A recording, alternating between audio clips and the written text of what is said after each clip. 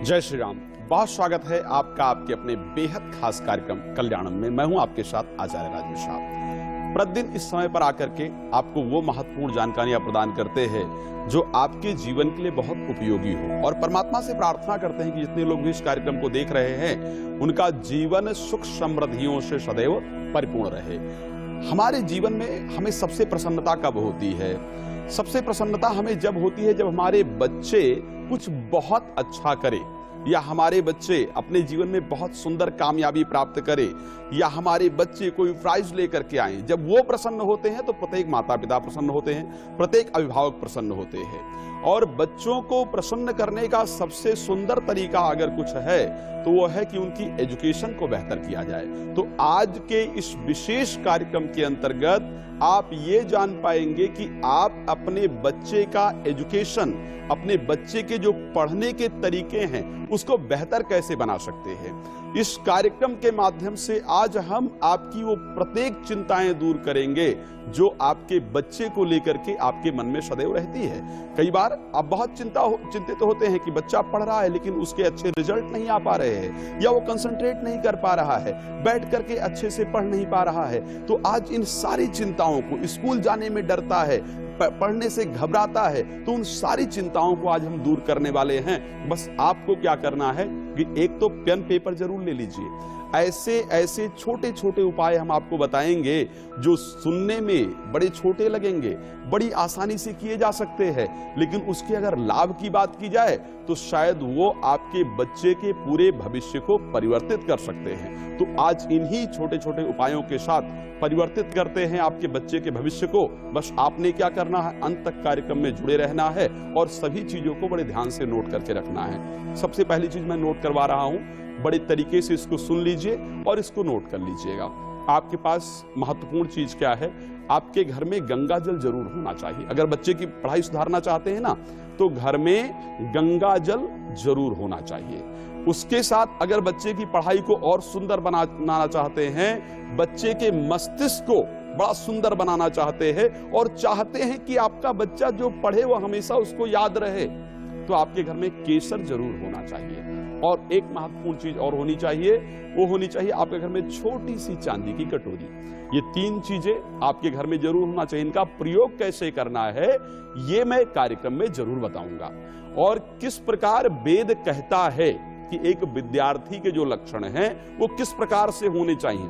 और अगर उस वेद की प्रक्रिया को कोई भी विद्यार्थी पूरी तरह से अगर प्रयोग कर पाए तो निश्चित रूप से ऐसी परिस्थिति के अंतर्गत उसे कभी भी अपने जीवन के अंतर्गत पढ़ाई से संबंधित किसी प्रकार की समस्या का सामना नहीं करना पड़ेगा। अगर उस प्रक्रिया का कोई भी विद्यार्थी पालन कर पाए तो किसी भी कॉम्पिटिटिव एग्जाम में उसको असफलता प्राप्त नहीं होगी। आखिर क्या है वेद की कही हुई वो प्रक्रिया, इन सभी विषयों पर आज हम जरूर चर्चा करने वाले हैं। वेद बहुत स्पष्ट कहता है कि पढ़ाई बहुत महत्वपूर्ण है। माता शत्रु पिता बैरी एन वालो न पाठिता ना शोभते सभा मध्य इन मध्य बको यथा। कहते हैं जिस प्रकार से वो माता पिता शत्रु के समान हैं जो शायद अपने बच्चे की पढ़ाई पर ध्यान नहीं दे पाते, या जो अपने बच्चे को सुंदर एजुकेशन नहीं प्रदान कर पाते हैं। ऐसी परिस्थितियां होती हैं।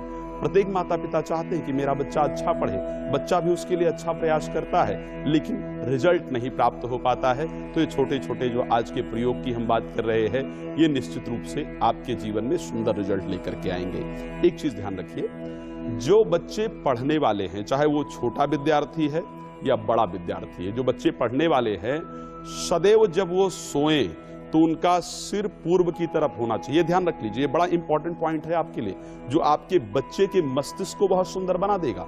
जब आपका बच्चा सोए तो उसका सिरहाना हमेशा पूर्व की तरफ होना चाहिए, और उसके सिरहाने के पीछे कोई बहुत भारी चीज कभी नहीं होनी चाहिए। ध्यान रखिएगा, अगर आपके बच्चे के सिरहाने के पीछे बहुत भारी चीज है तो ऐसी परिस्थिति में वो बच्चा तरोताजा अपने आप को बिल्कुल महसूस नहीं करेगा।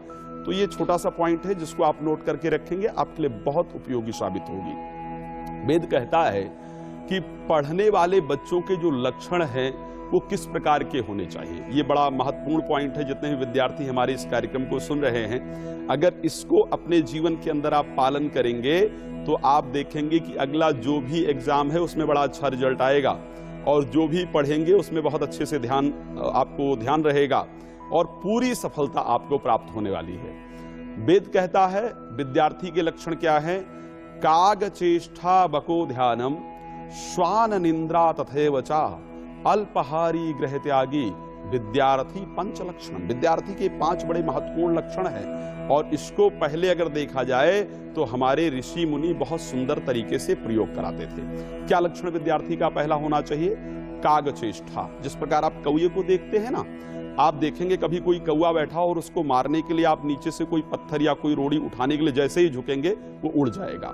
तो इस प्रकार से एक विद्यार्थी के अंदर, विद्यार्थी को हमेशा चौकन्ना रहना चाहिए, विद्यार्थी को कभी आलसी नहीं होना चाहिए। अगर विद्यार्थी अपने आप में उसका कॉन्फिडेंस लेवल लूज है या वो आलस्य करता है तो ऐसी परिस्थिति के अंतर्गत वो अच्छी सफलता को प्राप्त नहीं कर सकता है। अच्छा, कैसे दूर हो यह आलस, इसके बारे में भी बात करेंगे, आपको उपाय बताएंगे। दूसरा उन्होंने कहा काग चेष्टा बको ध्यानम। विद्यार्थी का ध्यान किस प्रकार से होना चाहिए? जब आप पढ़ाई कर रहे हो तो आपका फोकस किस प्रकार से होना चाहिए? जिस प्रकार आपने बगुला देखा होगा ना, जब नदी के सामने बगुला बैठा होता है और वो बिल्कुल एक चीज पर फोकस करके रखता है, मछली पर फोकस करता है, जैसे ही वहां आती एक उसमें उठा लेता है, एक स्टेप में ही मछली को पकड़ लेता है। तो हमारे जो ध्यान है वो बगुले की तरफ होना चाहिए। काग चेष्टा बको ध्यानम। तीसरी महत्वपूर्ण चीज क्या है? श्वान निंद्रा। वेद कहता है कि विद्यार्थी को बहुत अधिक सोने वाला नहीं होना चाहिए या अचेत होकर के सोने वाला होना नहीं चाहिए। जिस प्रकार आप श्वान कहते हैं कुत्ते को, अगर आप रोड पर जाते हुए देखेंगे, आप जाएंगे और थोड़ी सी भी आपकी हरकत होगी तो श्वान की जो निद्रा है वो खुल जाती है। तो वेद कहता है कि श्वान की तरह निद्रा होनी चाहिए। तथैव चा अल्पहारी गृह त्यागी। जो बच्चा किसी भी कंपटीशन की तैयारी कर रहा हो, जिस बच्चे का एग्जाम नजदीक आने वाला हो, उसको बहुत अधिक भोजन नहीं करना चाहिए, थोड़ा थोड़ा भोजन करना चाहिए। हाँ, कम कम समय में कर सकते हैं, कोई दिक्कत नहीं है, लेकिन भोजन थोड़ा थोड़ा करना चाहिए। अल्पहारी। तीसरा जो 5वां सबसे महत्वपूर्ण जो लक्षण बताया, उसमें कहा गया कि किसी भी चीज के प्रति बहुत मोह नहीं होना चाहिए। मोह किस प्रकार का? कि अगर आज दोस्त ने बात नहीं किया तो हम उदास हो गए, या आज हमें टीवी देखने को नहीं मिला तो हम उदास हो गए, या आज हमें मोबाइल देखने को नहीं मिला तो हम परेशान हो गए, उदास हो गए, हमको बहुत गुस्सा आने लगा। तो अगर ये लक्षण हमारे अंदर होंगे, जो मैंने सारे लक्षण आपको बताए हैं, ये वेद के लक्षण हैं, तो ऐसी परिस्थिति में कोई भी एग्जाम ऐसा नहीं है जिसको आप क्लियर ना कर पाएं। कोई भी ऐसा रास्ता नहीं है जिसमें आप सफलता ना प्राप्त कर पाएं। और ये जो विद्यार्थी का जीवन है ना, यही जीवन हमें बताता है कि जो आने वाला समय मेरे लिए होगा वो मुझे संघर्षपूर्ण तरीके से व्यतीत करना होगा। जो आने वाली हमारी उम्र होगी वो हमें किस प्रकार व्यतीत करनी होगी? संघर्षपूर्ण तरीके से व्यतीत करनी होगी, या मैं प्रसन्नता पूर्वक अपने जीवन को व्यतीत कर पाऊंगा।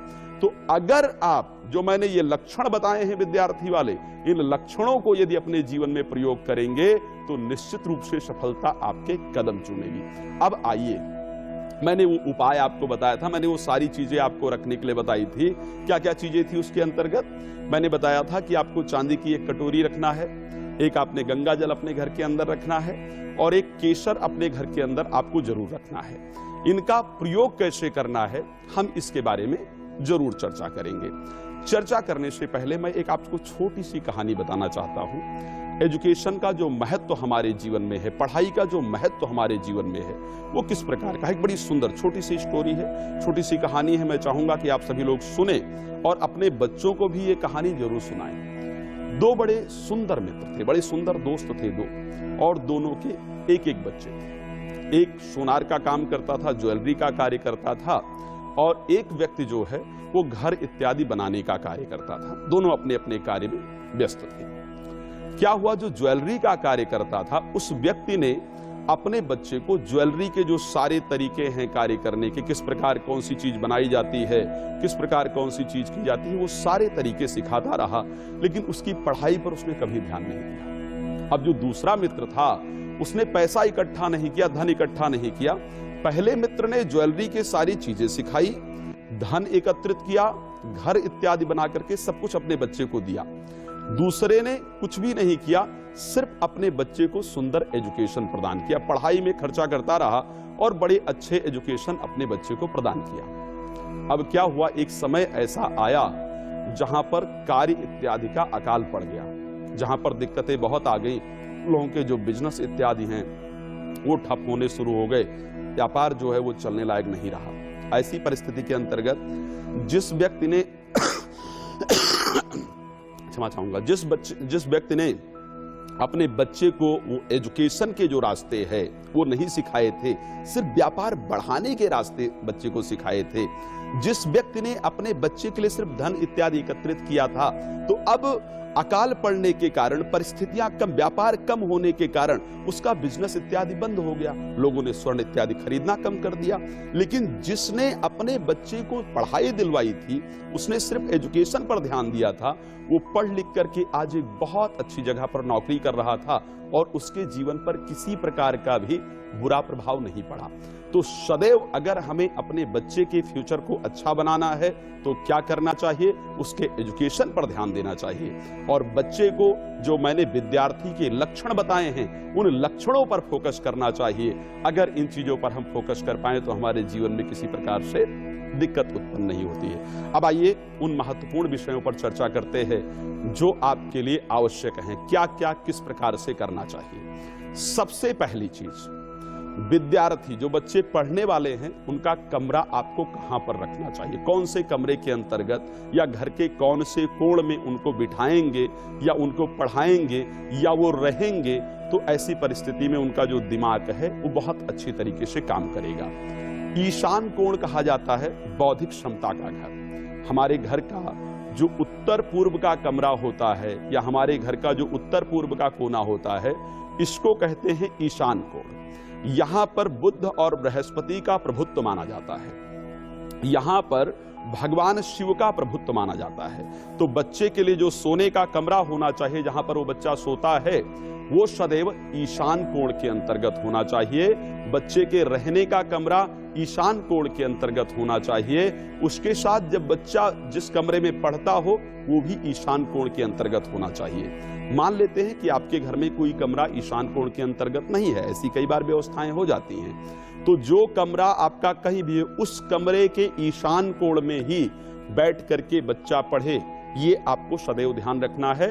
तो उसकी बुद्धि खुलती रहेगी, उसको याद बहुत जल्दी होगा। इसको प्रयोग करके देखिएगा, बड़ा अच्छा रिजल्ट मिलेगा। अच्छा, अब उसके साथ जब बच्चा पढ़ रहा हो तो हमें और क्या करना चाहिए, पानी का गिलास जरूर रखना चाहिए, ठीक है। उसके दाहिने साइड में पानी का एक गिलास रखना चाहिए और पानी के गिलास के अंदर गंगा जल जरूर डाल करके रखना चाहिए। अब बच्चा जब पढ़ाई कर रहा हो तो बीच बीच में थोड़ा सा जल जो है वो पान करता रहे, इस प्रकार का ध्यान हमें रखना चाहिए, ठीक है। बच्चा थोड़ा थोड़ा पानी को पीता रहे, यह हमें बच्चे को समझाना चाहिए। अगर इस प्रक्रिया को करता रहेगा तो बच्चे के अंदर आलस्य नहीं रहेगा और जितना कुछ पढ़ेगा वो सदैव उस बच्चे को याद रहेगा। जब बच्चा पढ़ाई कर रहा हो तो उसका मुख किस तरफ हो, स्पेशली या तो जब बच्चा पढ़ाई कर रहा हो तो उसका मुख ईशान कोण की तरफ ही हो, जो न उत्तर में पूरी तरह से उसका मुख हो न पूर्व में उसका पूरी तरह से मुख हो, या तो ईशान कोण के अंदर हो और या फिर डायरेक्ट पूर्व की तरफ मुख करके अगर बच्चा पढ़े तो उसके लिए बहुत लाभप्रद होता है। कभी भी दक्षिण में मुख करके बच्चे को पढ़ाई नहीं करना चाहिए, कभी भी पश्चिम की तरफ मुख करके बच्चे को पढ़ाई नहीं करना चाहिए। अगर वो पूर्व की तरफ मुख करके पढ़ता है या ईशान कोण की तरफ मुख करके पढ़ता है तो ऐसी परिस्थिति के अंतर्गत उस बच्चे को बहुत अच्छा रिजल्ट प्राप्त होता है, पढ़ाई में मन लगता है और उसकी पढ़ने की इच्छा ज्यादा होती है और जो पढ़ता है उसको बहुत अच्छी तरह याद कर पाता है और प्रयोग भी कर पाता है।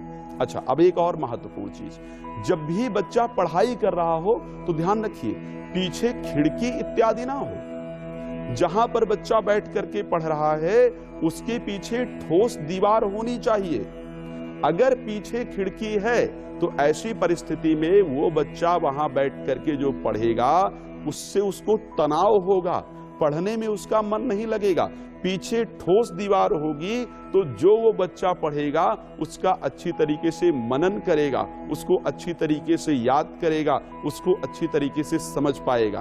तो बच्चा जहां पर बैठ करके पढ़ रहा हो उसके पीछे सदैव ठोस दीवार होनी चाहिए, खिड़की इत्यादि नहीं होनी चाहिए। इसका आपने विशेष ध्यान रखना है। ये जो मैं बता रहा हूं ना, ये चीजें हैं बड़ी छोटी छोटी, बहुत बड़ी नहीं है और बहुत आसानी से की जाने वाली चीजें हैं, लेकिन आप ध्यान देंगे ये चीजें आपके घर में शांति प्रदान करेंगी। आप अधिकतम जो चिंता करते होंगे अपने जीवन में वो यही करते होंगे कि मेरे बच्चे का एजुकेशन बेहतर हो।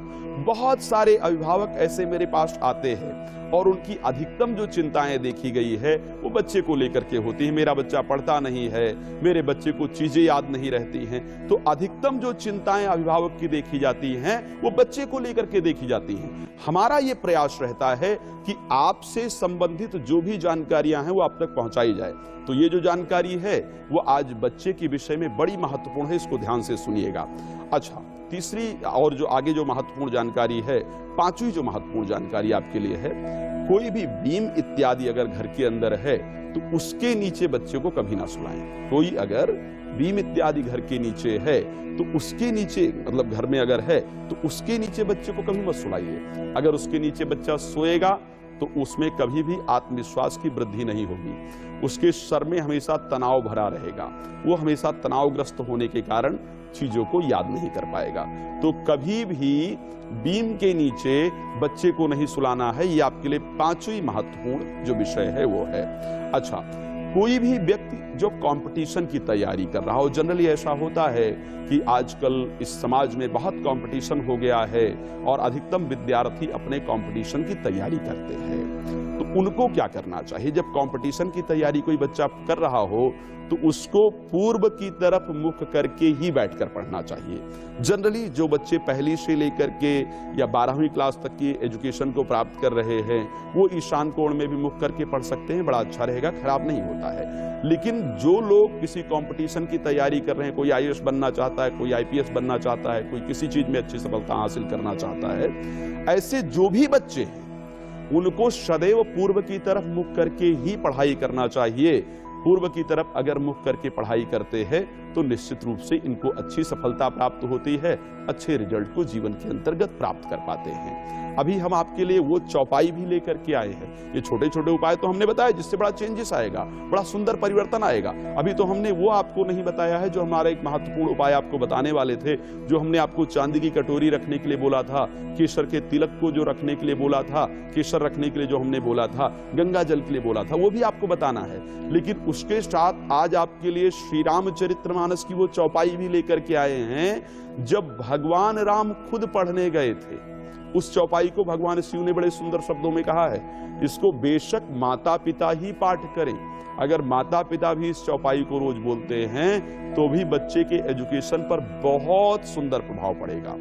तो हमने वो क्या करना है, जो हमने वो कटोरी की बात की थी, एक छोटी सी चांदी की कटोरी घर में जरूर रखिए, गंगा जल रखिए और केसर रखिए। प्रत्येक सायंकाल में, हर दिन रात्रि में क्या करें, 4-5 दाने केसर के चांदी की कटोरी के अंदर डाल दें और उसके साथ साथ थोड़ा सा गंगा जल उठा करके उसके अंदर डाल दें। 2-3-4 बूंद गंगा जल डाल दिया, 3-4-5 पत्तियां हमने केसर की उठा के डाल दी और उठा के डालने के बाद हमने क्या किया, मंदिर के अंदर, जहां पर हमने घर के अंदर कोई छोटा सा मंदिर इत्यादि बना रखा है, तो मंदिर के अंदर हमने उठा करके रख दिया।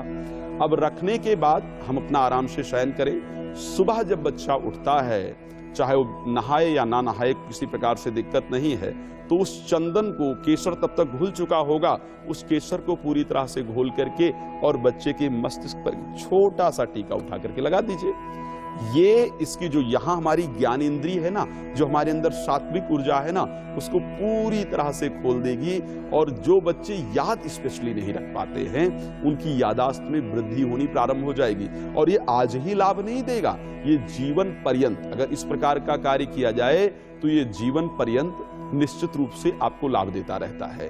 तो ये जो छोटे छोटे आपके लिए उपाय हम लेकर के आए हैं, ये आपके जीवन के लिए सुंदर परिवर्तन देने वाले हैं। अच्छा, एक और चीज ध्यान रखना चाहिए, जो विद्यार्थी पढ़ाई कर रहे हैं, जो स्पेशली पढ़ने वाले बच्चे हैं, कभी भी इनको काले या नीले कपड़े धारण नहीं करने चाहिए। बहुत जरूरी हो तो अलग विषय है, लेकिन जनरली इन कपड़ों से अगर परहेज करें तो ज्यादा बेहतर है। काले कपड़े या नीले कपड़े धारण करने से एक इनके अंदर जो सात्विक ऊर्जा का प्रभाव होना चाहिए वो कम हो जाता है और इनकी पढ़ाई बहुत बेहतर नहीं होती है।